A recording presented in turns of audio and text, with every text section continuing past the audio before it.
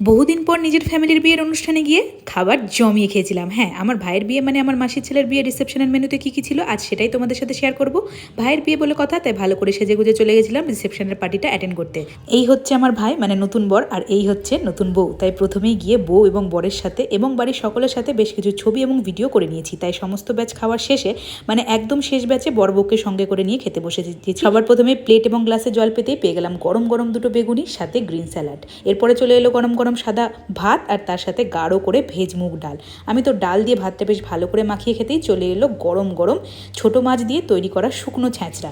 আর এদিকে দেখো দুটো টেবিলকে একসাথে জোড়া লাগিয়ে গোল করে চেয়ার নিয়ে আমরা সব ভাই বোন আর সাথে বরকে নিয়ে একসাথে খাচ্ছি রাত 12টার দিকে। এদিকে ভাতের সঙ্গে ডাল আর ছ্যাঁচড়াটা আর সাথে একটু স্যালাড দিয়ে বেশ মাখিয়ে ভালোই খেলাম। এরপর চলে আসলো বড় বড় কাতলা মাছের কালিয়া আর তার সাথে গরম গরম মাটন কষা। তবে যেহেতু আমি মাটন খাই না তাই জন্য কাতলা মাছটা দিয়ে বেশ জমিয়ে বাকি ভাতটাও খেয়ে নিলাম। আমার বরের তো মাটন ভীষণ প্রিয়, তাই ওই আর অন্য খাবারের দিকে ফোকাস না করে বেশি করে রাইস নিয়ে প্রায় 5 থেকে 6 বার মাটন নিয়েছে। ওই ধরে নাও 20-25 পিস মতো সাজিয়ে বসেছে। আর সত্যি বলতে বাকি সবার মুখে শুনলাম মাটনটা নাকি একদমই নরম তুলতুলে আর খেতে খুবই সুস্বাদু হয়েছে। এইসব খেতেই চলে আসলো খাসা ক্ষীর দই আর তার সাথে রসগোল্লা আর গোলাপ জামুন। আর এদিকে চাটনিটা নিতে তো আমি ভুলেই গেছিলাম, তাই সেটাও নিয়ে নিলাম। আর কি এই চাটনিটা খেয়ে সাথে দই এবং রসগোল্লা এবং গোলাপ জামুন খেয়ে আমার ভাইয়ের বিয়ের রিসেপশনের মেনুটা শেষ করলো। তো কেমন লাগলো তোমাদের বিয়ের বাড়ির মেনু এবং ভিডিও কমেন্ট করে জানাতে ভুলো না কিন্তু। ভালো লাগলে এটা শেয়ার করে দিও।